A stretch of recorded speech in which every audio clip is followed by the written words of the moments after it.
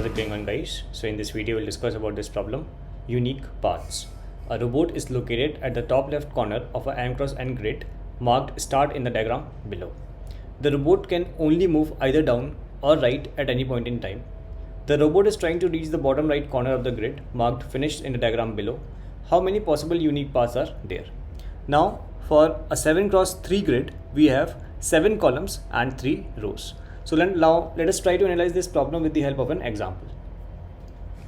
So for this example we have m is equals to 3 and n equals to 2, that is we have 2 rows and 3 columns. So let me just build this matrix first. So we have 2 rows and 3 columns. So we have this 0 1 and this is 0 1 2.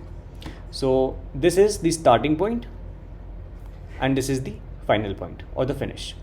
Now from the starting point we can either move to the right or to the down. Now the possible solutions over here are right down, that is if we move right down we will reach the finish.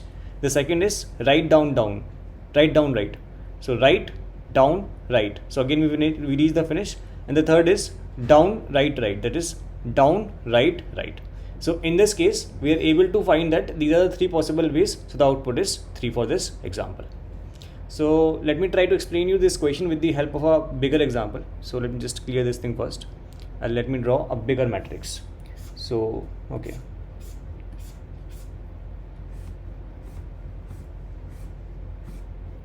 so this is 0 1 2 3, this is 0 1 2 3. This is the starting point and this is the final or the finish point. Now from the starting point it is given in the question that we can either move to the right or to the bottom, correct? So if we are only able to move to the right and the bottom, to reach finish we will either reach it from this index, correct, or from this index, that is this thing. So what we can do is we have to find the number of ways to reach this cell. So if I am able to reach this cell only using this cell and this cell, then the number of ways to reach this cell will be same as the number of ways to reach this cell plus the number of ways to reach this cell. So let this cell be m comma n. So this will be what? This will be m minus 1 comma n, and this will be m n minus 1. So if I'm writing a recursive method, what I can say is f of m comma n is same as f of m minus 1 comma n plus f of m comma n minus 1, correct? So this is the recursive method that we are going to write. So this is the recurrence relation. Now what is the base case? The base case would be when you are able to reach over here, correct? So in case you are able to reach over here, so this recursion will go like this only. So for this we are calling for this value and this value. So for this value I will call for this value and this value and so on. So the base case is going to be when we reach this position. So if you are able to reach this position, that is if you are able to reach 0 comma 0, then in that case we will simply return 1, that is one path exists. And there is one more base case. So let us consider this cell. So from this cell we will call for this cell and this cell. Now if you see there is nothing on the upwards, so this should return a 0 value, correct? Similarly when you are on this column, that is the 0th column, you will call for this thing and this thing. So there is nothing on the left, so this should return 0, correct? So I guess that's it. Let me write the code for this thing and then things will be more clear. So let us name our method to be total unique paths, and we will pass m and n into it. Okay, just let me just copy this thing. So I'll just return total unique paths for m minus 1 comma n plus total unique paths for m comma n minus 1. The base case is if m equal 0 and n equal 0, then in that case we can simply return 1. And in case m is less than 0 or n is less than 0, that is we are out of the grid, so we will simply return 0. Now we'll call this method from here, but we will call it for m minus 1 comma n minus 1. Why m minus 1 comma n minus 1? Reason being, the grid is of size m cross n.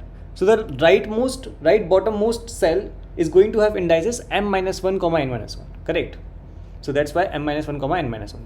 So let me just run this code once. So it's giving the correct result. Let me submit the solution, and it's giving a TLE. So now let us try to analyze why is it giving a TLE. Okay, so let me just move to the next slide.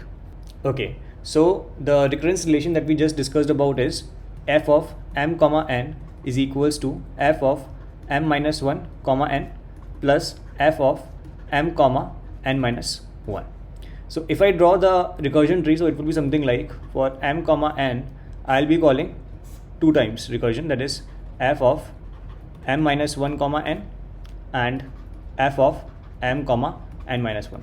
Now these two will call 2 more recursions, that is f of m minus 2 comma n and f of m minus 1 comma n minus 1. From here we will call recursion 2 times as well, that is f of m minus 1 comma n minus 1 and f of m comma n minus 2. If you see carefully, this f of m minus 1 n minus 1 is repeating. So basically in our recursion, the sub problems are repeating. So we are trying to find the answer to the same sub problem again and again and again, and that's adding to our complexity. So what do we do in this case is, we basically, whenever we are hitting it for the first time, we will calculate it using recursion only, and then we'll store its value in some array. So we'll name that array DP array, correct? And whenever we are calling it again, we will just look in the DP array so that we do not have to compute it again, correct? So let me do that there. Okay, so now the question is the DP array going to be 1-dimensional or 2-dimensional? The answer is, it depends upon the number of variables. So if you see carefully, the number of variables over here are 2, that is m comma n.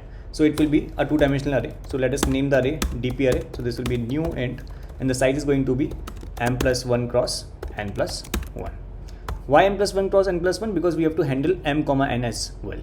So let me just initialize this DP array with -1. So for int I equals 0, I less than m plus 1, I plus plus, this will be arrays dot fill, will fill the DP of I with -1. Now we'll pass the DP array in the recursion. So we have to catch the DP array over here, and we have to pass the DP array in the recursion as well. Now over here what we will do is, we will say if DP of m cross n, if this is not equals to -1, then we are returning DP of m n. So what I'm saying over here is, we have initialized the DP array with -1. So in case the value is not -1, it means that we have initialized this value somewhere. So we will use that value only, and we will initialize it over here, correct? So you might ask me why I'm not writing this in the front over this. The reason being, m and n can be negative. So in that case, this might throw array index out of bounds exception. So for that reason, I've kept it over here. It won't affect the complexity. All right. So let me run this code once. So it's giving the correct result. Let me submit the solution, and it got accepted. So I guess that's it from this video. In case you have learned anything from the video, you can hit that like button. And in order to support my work, you may consider subscribing to my channel. Thank you.